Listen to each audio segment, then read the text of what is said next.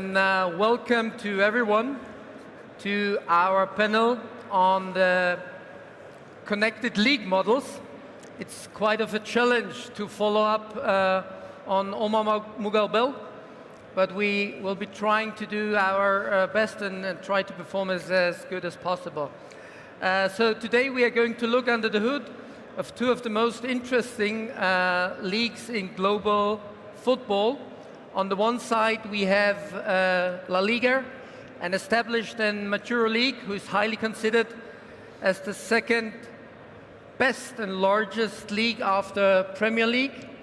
On the other side, we have Saudi Pro League, the upcoming league, highly ambitious and up there to perform with the best.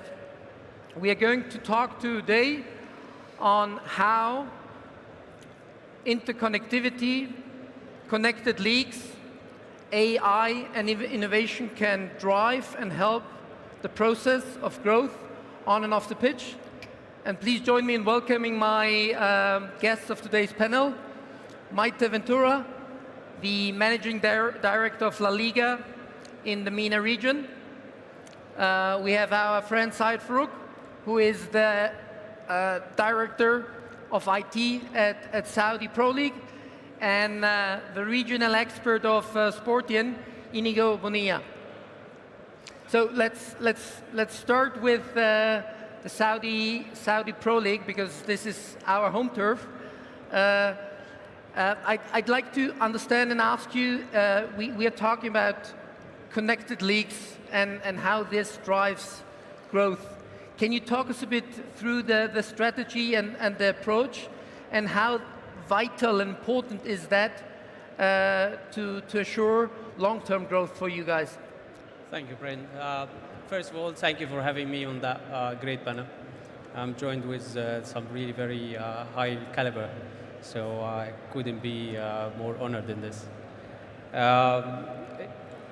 Looking at the technology aspect of the league, it's quite important to have a very solid foundation to support the league and the growth that we're going through. And I think we have the best problem in the world is to chase your own success. That's I think this is really good for us. From strategy point of view, we think it's quite important for us to have principles of how to select our technology and how to support the league from technology point of view. So we have those principles for us. First, we need to have an integrated systems. Second, we would like to do the consolidation for our systems. And third, to have automation where possible. We think if we apply those three principles, that will allow us to be a data-driven league by default. That this is natural for us, it will naturally come for us. But we also have different principles, like the cloud first, secure by design. So this is how we actually go on and select our technology. And this will help us to be a connected league. And it will help the technology department to be able to support and help everybody else within the organization, not only inside the SPL, but also the ecosystem of the football across the KCF. Very, very ambitious project, very ambitious. LALIGA has always been a first mover, and technology, of course, has always been of utmost importance. Can you give us a bit an insight on how this connected systems looks like from the inside? Of course, LALIGA has built one of the most advanced technological and digital ecosystems in the world of football.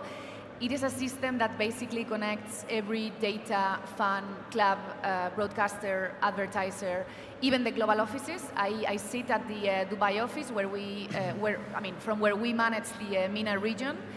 And actually, even though I am thousands of kilometers from Madrid, we are part of this ecosystem, and it really makes our life and our work easier. It helps us in a lot of different areas, such as positioning our brand globally, supporting the clubs, improving the level of our broadcasting products, and also commercially. It really improves our commercial performance. Again, this is about efficiency, and it creates some kind of a streamlined workflows that allows the employees of La Liga to focus on the main strategic areas. So basically, growth, partnerships, innovation, and many others. We don't see it as a technological connected platform, but as a growth engine that is continuously improving the level of efficiency and the way in which the ecosystem is basically integrated. Iñigo, you're working with both of those growth engines. From your experience working with leagues all over the globe, what are the kind of core elements of a successful implementation of a connected league, regardless of scale and of the region? What is crucial? Well, from our perspective, there are multiple core elements that you have to consider for these kind of projects. The very first one could be like to be the single source of truth. We always share the same with partners like SPL or La Liga.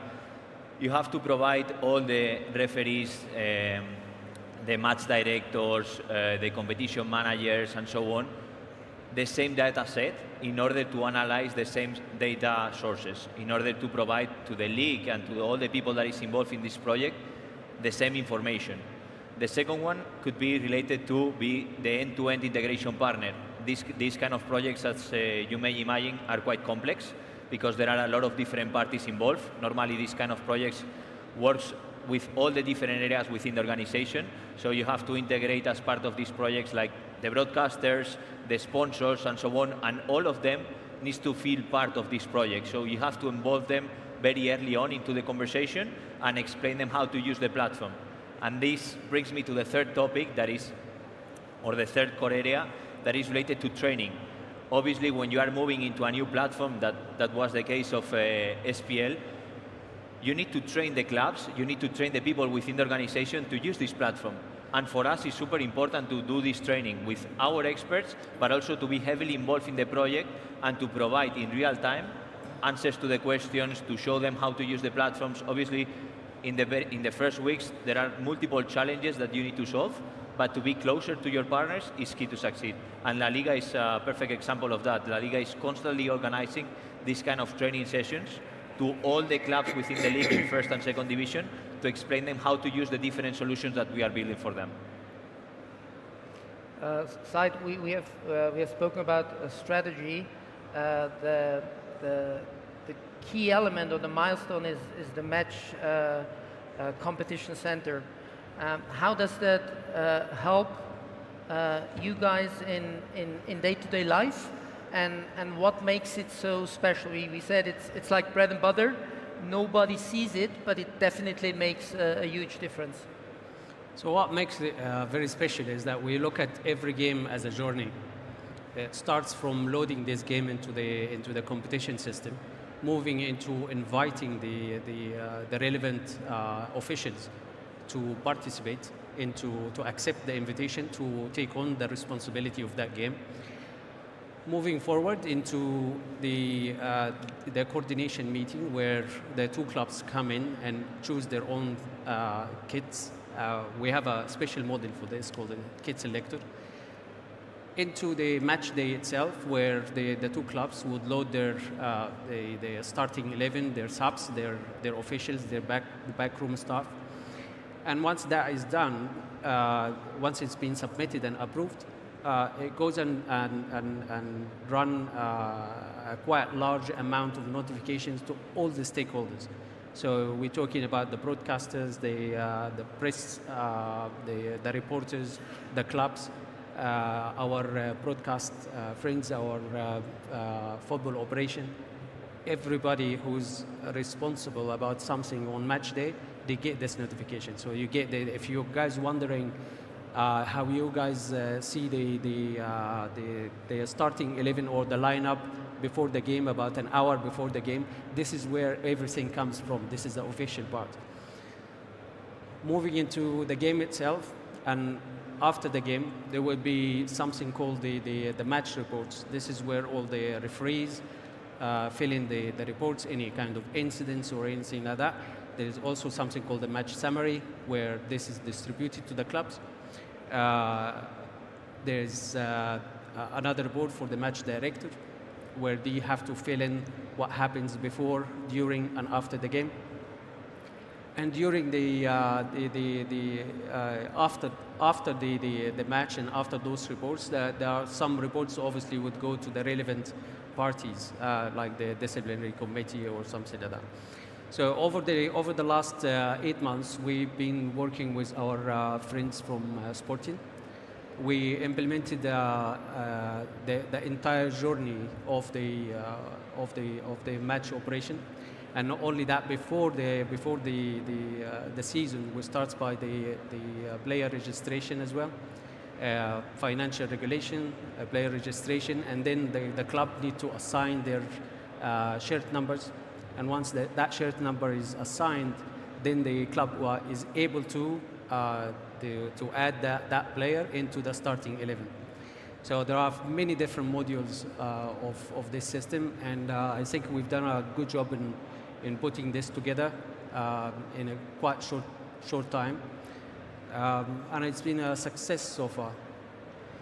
I've seen that you guys have continuous workshops. How big can I expect this operation? Is everything automized, or are there millions of people working behind this process? I think we will continue. There's always a room for improvement. We continue to do those kind of workshops, talking to our partners, talking to our clubs, and making sure that everybody is comfortable using the system as it should be. We also continue with our partner to enhance the solution and make sure that we add new functions, making sure that we listen to the clubs as well, and apply what is possible for them to make their life easier using the system. And anything that we can see that is relevant and viable, we obviously will do it. Maite, talking about making our lives easier and automation, LALIGA is fast moving forward in the adoption of artificial intelligence. How does this change the day-to-day work in your organization, and how does the organization, the stakeholders, the various clubs, and the management benefit from the various AI tools and solutions? That's correct. LALIGA has been the first sports organization in the world to adopt an AI-driven operating model through its new program with Globant that was announced a couple of weeks ago. This system, or this program, is not about just adding isolated tools to different departments or to different teams at LALIGA. It's more about redefining the whole ecosystem, understanding how work happens at LALIGA, and integrating AI into the different core processes or workflows. Right now, LALIGA is starting to build the foundation of this new transformation. We are working on it. All the employees, we are being intensively training in this new shift that we are all living. But I think LALIGA has made very clear in the organization that it's a company that it's evolving, but that it's evolving with its people. So it has a very clear message that this is not looking to replace any employee.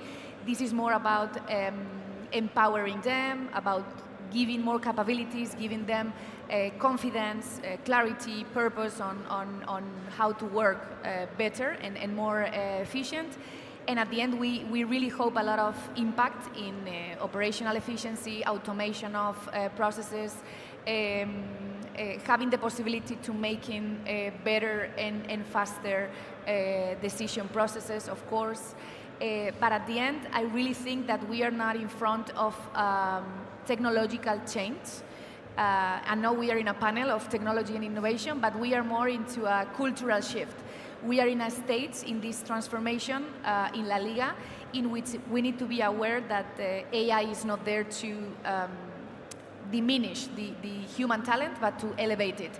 And I think we all need to be very aware to face this new shift. Anyway, we are all very excited about what's coming up with this transformation. So La Liga will stay as big as it is because I think you guys are one of the biggest organizations in the world. You said foundations, building foundations, Iñigo. How do these digital foundations translate into business impact, and especially measurable business impact? How does that work? That's a really good question, and here we have two examples of our current customers. When we normally kickstart a project, we always organize kind of workshops to define, okay, what are the main goals that we are looking after, what are the KPIs that we want to achieve, and what is going to be the return of investment for these kind of projects. So first, as Maite just mentioned, one of the very first things that we look after is operational efficiency, how we can reduce errors in these kind of processes. Second of all is, okay, what are the goals that you want to achieve? If we are talking about competition management, okay, we want to digitalize the competition and to have a smooth operation for all the stakeholders involved in the competition. If we are talking about other kind of projects that we are doing with La Liga, for example, in AI, more related to the fans, we normally define, okay, who is the target that I want to approach? What is the content that I'm going to share with them? Is going to be the same content for someone in Saudi or for someone in the US or for someone that is an occasional fan? So these kind of tools are enabling us to achieve these results, and we always try to measure these KPIs from the very beginning, and then we are having always an ongoing conversation with all of our customers. We are meeting them on a daily basis. Well, with SPL is almost 2 times per day. With La Liga, we have meetings every single day to define, okay, what we want to achieve together, because we are heavily involved in these kind of processes, and we want to make sure that we are achieving the right metrics. Syed, main driver, revenue. Where do you see the strongest connection between technology and getting money and revenue out of it through the various tools and platforms you have established in the meantime? I think the opportunities are endless, to be honest with you. There are a lot that you can do from technology point of view to help the organization generate the revenues, whether that's through an AI or through data, through the systems that you would use for efficiency, through the optimizing the set of data that you have in order to give visibility and KPIs for your sponsors. So, away from the traditional way of generating money for a sport organization, we all know them. It's either broadcast or match day or sponsorship. You can actually have new ways of creating this kind of revenues, and also the way that the sport is being consumed now is very, very different than our 10 years ago or 15 years ago. It's very different. So you have to see what's your audience looks like, what's the new generation looks like, what their usage, what's their patterns, what you can do with them. And using technology nowadays, I mean, my digital friends would tell you a lot better than me of how to use this data and the segmentation and whatever goes behind it. But from operational point of view, I think it's using AI within the organization. You have an endless amount of use cases, and that goes through the entire organization. And I think that the AI is for everybody. It's not just for the data people or the people who work in technology. It's also for other departments. Our legal departments can benefit from it. The commercial department can benefit from it. I mean, everybody now they have ChatGPT on their screen. Which is great. So, but I think the key here is what I call it the AI literacy. Is how you actually use it and how you talk to them. So I think one of the ambitious things that that I would think about is to give everybody a training on how to in prompt engineering, just to understand how you talk to AI and how to bring the best out of it. But from commercial point of view, I don't think there is any limitation for it right now, at least for the time the age that we're living in. 4 years ago, there was no something called AI and ChatGPT and stuff like that. Today, we're talking about agentic AI, and many different layers of AI. So I think going forward, looking at what we have today, I think from AI point of view and new technology and emerging technology point of view and the trends, I think putting this into use, you can actually monetize on the performance analysis. You can monetize on different opportunities like fan engagement and how fan behaviors, etc. But all depends on the 3 principles that I mentioned at the very beginning. So how your systems are connected, how they are integrated, how they are consolidated. If you have this kind of principles in place, that naturally and organically take you to a place where you become a data-driven organization. Once you are in this position, you will be able to monetize. The opportunities will arise straight away. Maite, same question goes to you. How does these connected ecosystem and platform translate into a better brand positioning, club value, and of course the commercial aspect, which is not the least? So speaking about global brand positioning, we are now in a position of being able to tailor-made and customize the content that we provide to every fan of La Liga, no matter where they are in the world, according not only to their languages, but to their behaviors, preferences, devices they are using, and many others. We are using a lot of AI tools, such as WSC for automated highlights or automated translations, AR graphics. We are using our virtual influencer called Alex. He can speak any language in the world, of course. And at the end, we follow the strategy of having a global vision, which is locally executed. So this is very important for us to strengthen any cultural ties with our fans and to engage with their daily habits, let's say. In terms of how we support clubs, right now every club at La Liga has the same equal access to data. For example, we have Sportian Performance, previously known as Media Coach, that provides a lot of insights and information that allows the clubs to make decisions in terms of tactics, player analysis, injury prevention, and many, many others. The important thing here is the democratization process of the data for the clubs, because the more data they can access and they can use to make decisions, the more competitive they become. And the more competitive they become, the higher competitive balance we have at La Liga, and the better product we achieve in terms of a higher appeal from our fans. That's the most important thing. In terms of broadcasting, for example, it's very obvious, but artificial intelligence enables a lot of different metrics to be used on screen. We have the goal probability, which is generated in less than 30 seconds. And there's a lot of insights that are now on the screen that were not available before, that we really think they add a lot of value to the viewers right now.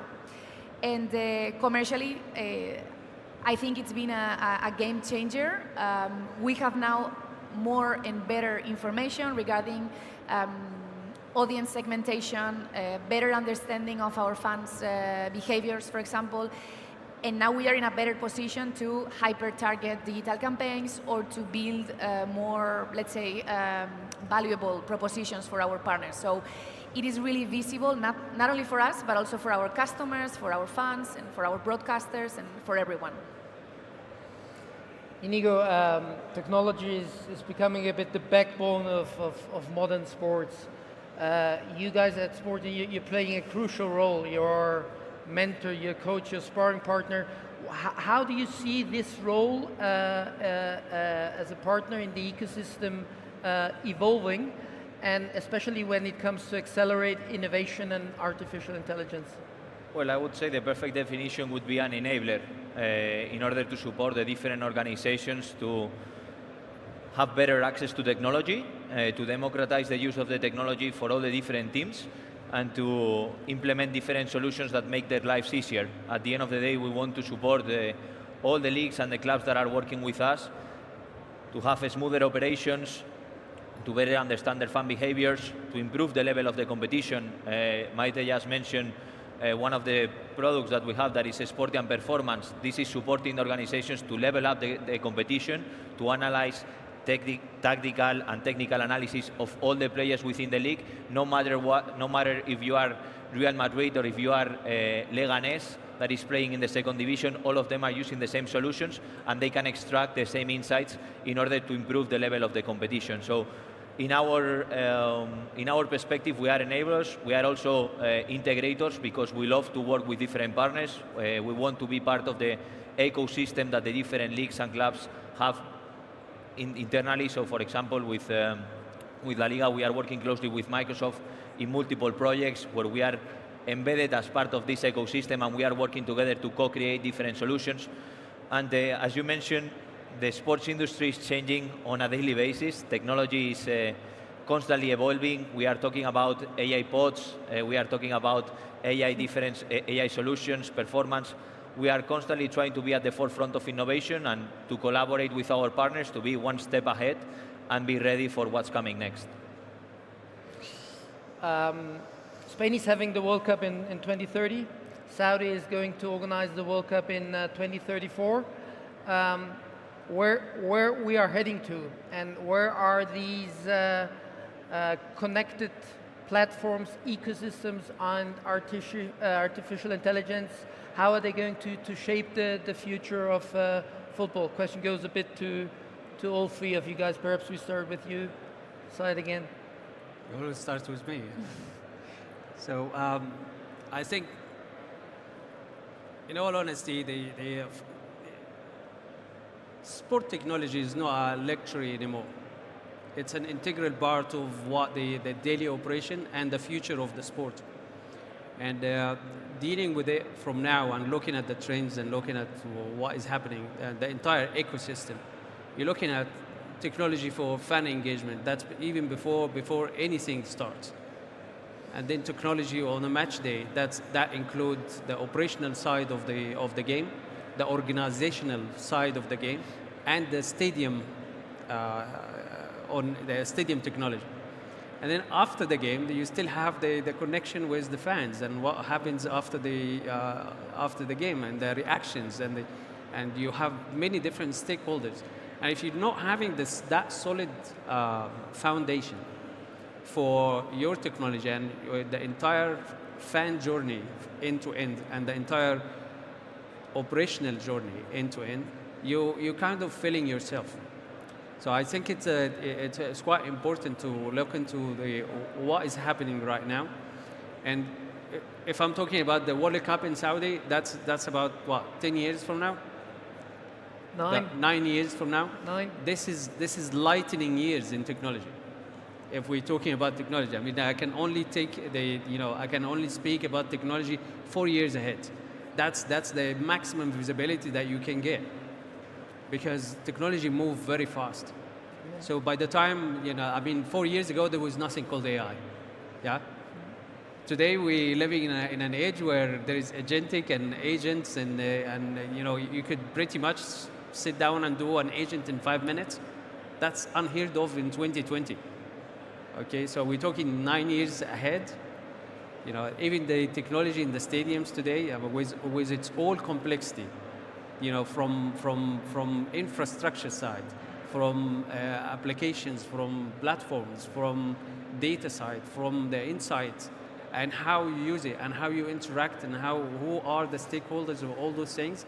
These are very dynamic. They change by the day.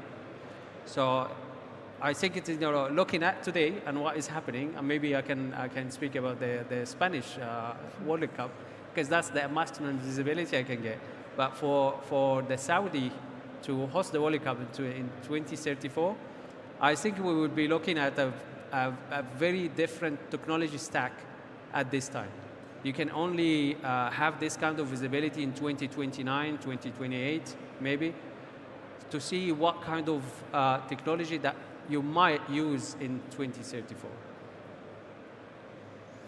So I think that the future will be shaped by how effectively all the leagues and all the sports organizations will be making use of data, connected platforms, and AI, of course. I'm going to be very brief, but on the pitch, I think we will be watching a more intelligent football, more data and better data. In terms of fan engagement, I think all the fans will be receiving or getting super hyper personalized content, even more and more.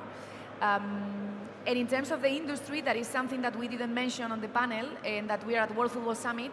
A lot of sports organizations will start using a lot of tools that we are already using, for example, in terms of anti-piracy or content protection, such as Lumiere or Black Hole, which are AI powered, or just to monitor the situations at the stadiums in terms of match fixing, integrity, and many others.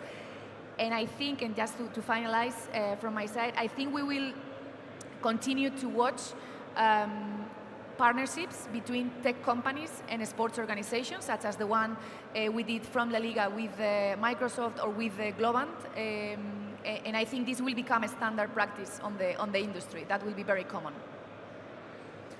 Where are we heading to, Iñigo?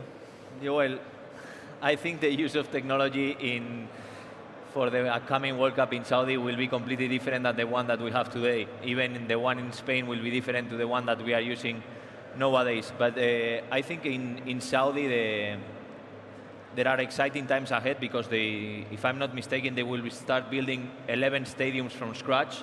This brings a massive opportunity for the kingdom in order to provide connected experiences within the venues.